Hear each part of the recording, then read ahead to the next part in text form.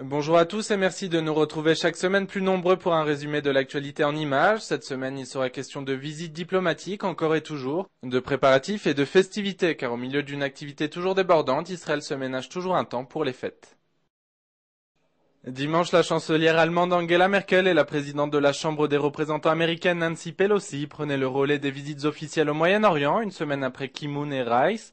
Là encore, il a été question de dialogue, de relance du processus de paix, rien de bien original, si ce n'est que Merkel aura laissé une mauvaise impression côté palestinien, où elle a été taxée d'être pro-israélienne, première accusation du genre portée à l'encontre d'un dirigeant européen.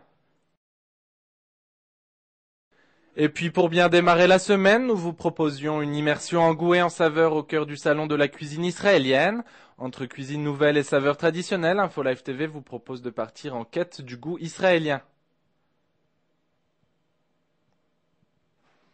Lundi, la presse titrait sur les commentaires du Premier ministre Ehud Olmert, InfoLive TV aussi. Dans une interview enregistrée la veille, le chef du gouvernement était apparu plus confiant que jamais, parlant de l'incroyable stabilité dont jouissait le pays depuis la fin du conflit au Liban et assurant la paix au Moyen-Orient possible dans les 5 ans. À se demander si Olmert vit sur la même planète.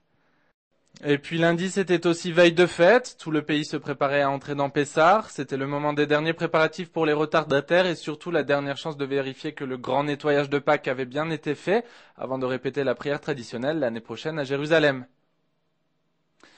Elle, ce n'est pas à Jérusalem qu'elle a décidé de passer les fêtes, mais à Damas. Après son passage en Israël, Nancy Pelosi se faisait remarquer par un passage très controversé en Syrie, où elle arrivait mardi, et ce malgré l'opposition du président Bush.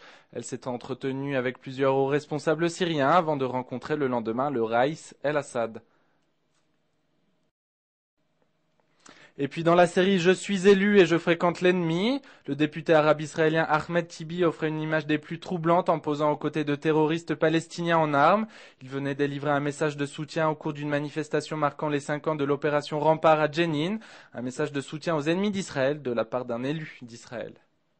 Mercredi, on reparlait de la commission Vinograd. Après avoir décidé de repousser la publication de ses conclusions préliminaires fin avril, le panel d'experts chargé d'enquêter sur les dysfonctionnements de la guerre du Liban laissait passer quelques fuites.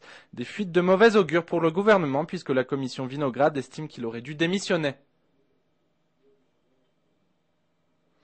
Mercredi, nous vous proposions également de suivre les préparatifs d'une autre fête. Les chrétiens s'apprêtent à célébrer leur Pâques en harmonie puisque cette année, toutes les branches du christianisme célébreront la résurrection du Christ en même temps. Enfin, la semaine s'achève sur de bonnes nouvelles pour les soldats britanniques. Dans sa grande magnanimité, le président iranien Mahmoud Ahmadinejad a décidé de rendre les 15 marins à leur liberté, comme un cadeau au peuple britannique. Cette libération met un terme à la crise qui s'étendait depuis le 23 mars dernier et la capture des 15 soldats de Sa Majesté dans le golfe Persique. Dans le même temps, on apprenait la libération d'un diplomate iranien détenu en Irak depuis février. Drôle de coïncidence.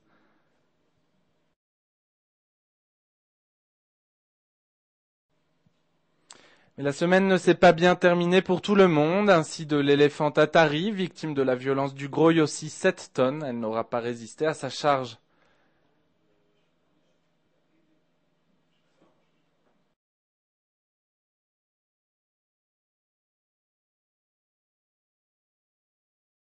C'est tout pour cette semaine. L'équipe d'InfoLive TV se joint à moi pour vous souhaiter de bonnes fêtes de Pessah et de Pâques. Quant à moi, je vous donne rendez-vous la semaine prochaine pour un résumé de l'actualité en images.